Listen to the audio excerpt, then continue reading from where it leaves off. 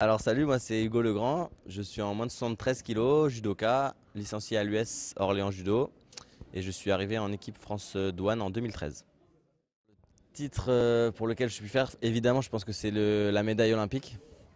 Voilà, médaillé de bronze en 2012 à Londres, ça a été un moment magique, c'est un rêve finalement d'enfant qui se réalise, même si on espère être champion olympique, être médaillé c'est quand même très très important et on s'en rend compte tout au long de l'Olympiade justement, c'est vraiment une place que les autres veulent et voilà, nous on a la chance de l'avoir, enfin j'en suis vraiment très fier.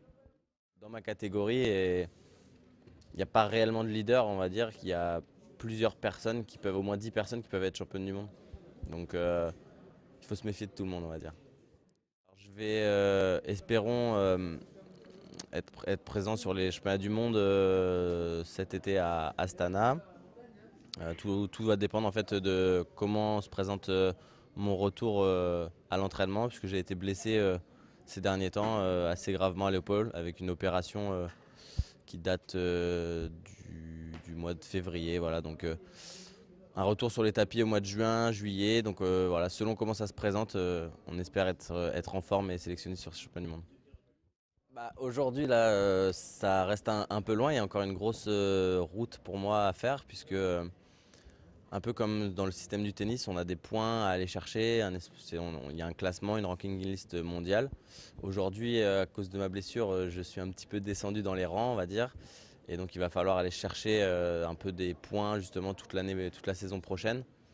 Donc, pour l'instant, c'est loin, mais d'ici quelques mois, je vais y penser tous les jours, puisque ça va être vraiment ma ligne directrice.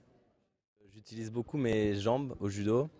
Donc je fais beaucoup de techniques de jambes et pour les spécialistes, on va dire que mon spécial est Ostogari.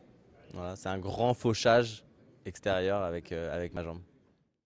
Ça date, il est vrai, d'il y a plusieurs générations, maintenant 3 ou 4 générations. C'était mon arrière-grand-père qui a commencé par la lutte gréco-romaine, voilà, qui ensuite a passé un peu cette fibre des sports de combat à mon grand-père, qui lui a fait justement le changement, la transition entre la lutte et le judo.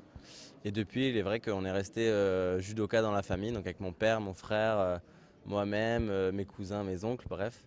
Mais non, il n'y a pas que ça. On est une famille de sportifs, certes. Ma sœur, elle, par exemple, elle a fait de la gymnastique. Donc non, on n'est pas, je sais pas, c'est peut-être quelque chose dans le sang, mais on a toujours eu le choix de le faire ou non. Moi, si j'ai continué, c'est que je prenais un réel plaisir à le faire. Sans le sentir, en fait, dès petit, j'avais déjà cette fibre finalement très compétitrice où je prenais énormément de plaisir dans ce sport. Et puis voilà, finalement, c'est passé très vite. J'ai l'impression que c'était hier où j'étais poussin ou benjamin là sur les petits tournois interclubs à l'INSEP quoi. Finalement, c'est arrivé en un éclair de temps. J'ai vraiment pas vu arriver. Et puis pareil, cette médaille olympique qui est arrivée finalement très tôt. Enfin voilà, j'ai pris une grosse claque et j'ai un peu subi le temps, on va dire. Et, une liberté d'esprit énorme, puisqu'en fait c'est un partenariat qui me permet moi de m'entraîner tous les jours, 2 fois par jour, sans avoir des contraintes, on va dire, horaires d'aller sur le terrain ou dans les bureaux ou etc. en douane. Donc j'ai un temps complet pour vraiment me consacrer à mon sport. Donc ça c'est juste énorme.